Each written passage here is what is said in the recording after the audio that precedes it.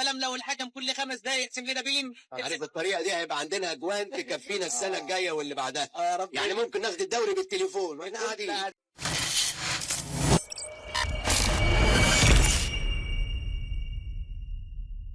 فانتوا مالكوش مزاج ان انتوا تجيبوا حكام اجانب راضيين؟ ما اتكلمتوش في الموضوع ده ليه كمجلس اداره وكميدو وكحازم امام والناس المسؤوله؟ قولوا لا ان احنا عايزين نجيب حكام اجانب، ادونا فرصه لان انت بتقول لنا مدينا 15 يوم عشان نطلب حكام اجانب. طب دلوقتي انت اعلنت يوم 6 والماتش يوم 11، يعني 5 ايام. هل هتنفع تجيب حكام اجانب ولا انتوا بتسمعوا وبتنفذوا الكلام اللي بيقولوا لكم؟ عايزين نعرف.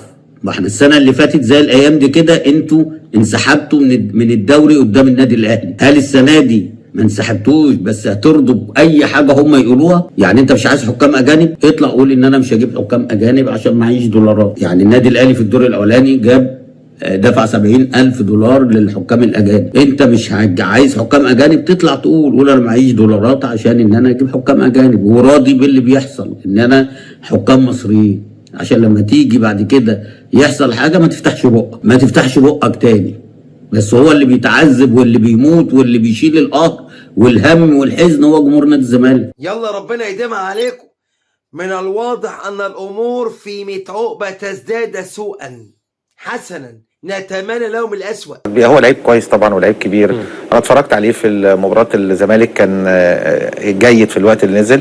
ماتش حرس حدود كان اكثر من رائع الصراحه. الماتش كويس قوي. طلائع الجيش ما كانش بنفس قوه مباراه حرس الحدود يعني، لكن طبعا عنده حلول يعني بيبان في لعبه او لعبتين في المباراه نفسها.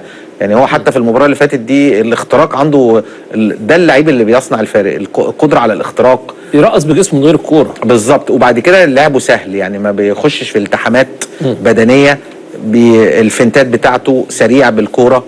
يعني هو حتى في الماتش اللي فات صنع كوره لحسين الشحات اللي جت في العارضه دي، واخدها من نص الملعب، معدي من 1 و2 و3 ومديها لحسين الشحات، وعملها كتير في الزمالك. النبي صلى على النبي يا عم خالد غندورش، الحاجات دي بتتحسد. العيون كلها بصاصه، عايزه في عينها رصاصه.